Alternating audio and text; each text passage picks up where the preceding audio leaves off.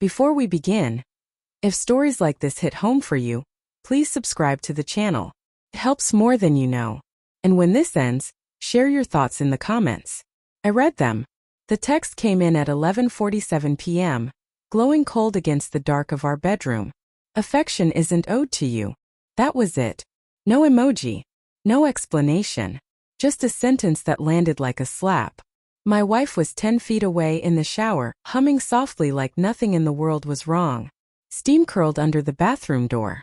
I sat on the edge of the bed with my phone in my hand, rereading the words until they blurred. I tried to tell myself I was overreacting, that it was just a bad choice of words, that marriages went through phases, but something in me cracked anyway. We'd been married 7 years. Not perfect years but real ones. Shared grocery lists on the fridge. Sunday morning coffee rituals. The kind of love built more on habit and trust than fireworks. Lately though she'd felt distant. Not angry. Not sad. Just gone.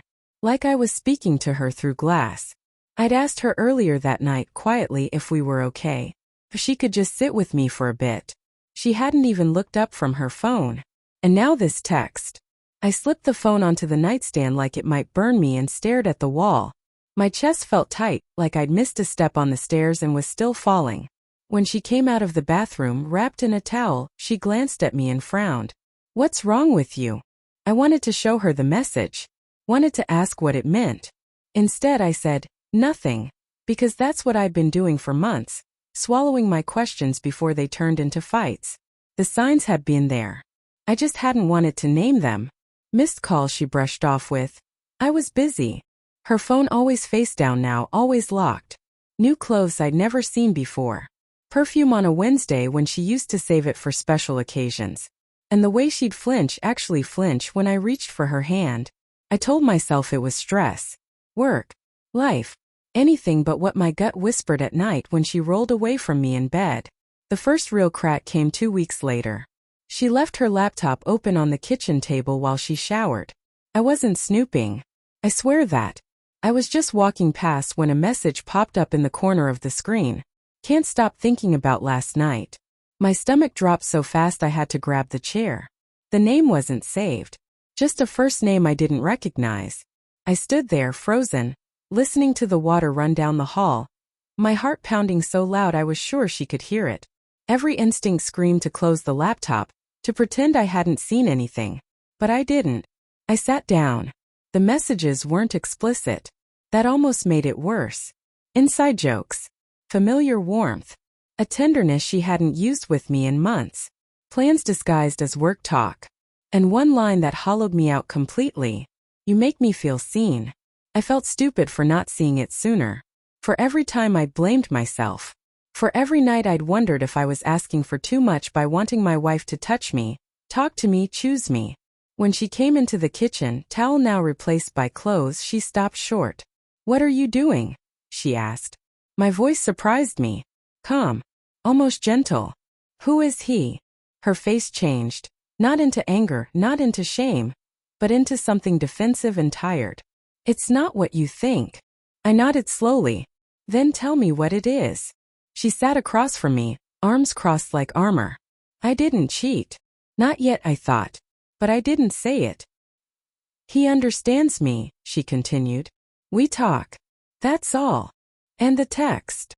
I asked. "The one about last night?" She hesitated. Just for a second. Long enough. "I said affection isn't owed to you because you act like I'm supposed to give it just because we're married," she said. "Like my body is part of the deal." That hurt more than I expected. Because I'd never seen her that way. I just missed her. I took a breath. My hands were shaking. "I don't think affection is owed," I said quietly. "I think honesty is. I think respect is. And I think if you're giving someone else what you won't even try to give me, then I deserve the truth." She looked away. And that was the answer. The days after felt unreal. Like living in a house where every photo on the wall suddenly mocked you. Memories turned sharp. Her laugh in old videos. Trips we'd taken. Promises we'd made when we still believed them. She admitted it eventually. Not everything. Just enough. An emotional affair, she called it. As if that made it smaller. as if my chest didn't ache every time I imagined her confiding in someone else while shutting me out. I didn't scream. I didn't beg. I surprised myself. My response, the one that changed everything, came late one night as I packed a bag. I won't compete for my own wife, I told her. And I won't stay where I'm treated like wanting closeness is a flaw. She cried then. Real tears. Apologies tangled with justifications. She said she didn't mean for it to go this far. That she felt lonely too. I believed her. And I still left. Because love without respect isn't love. It's erosion. The last thing I did before closing the door was look back at the woman I'd built a life with and say, affection isn't owed, but neither is my silence. Healing didn't come fast. Some days it still hasn't. But what did come was clarity. And self-respect. And the quiet strength of choosing myself when it hurt most. If you've ever been made to feel small for wanting to be loved, know this, you're not asking for too much. You're just asking the wrong person. If this story moved you, please subscribe to the channel and tell me in the comments what you would have done. Your voice matters more than you think.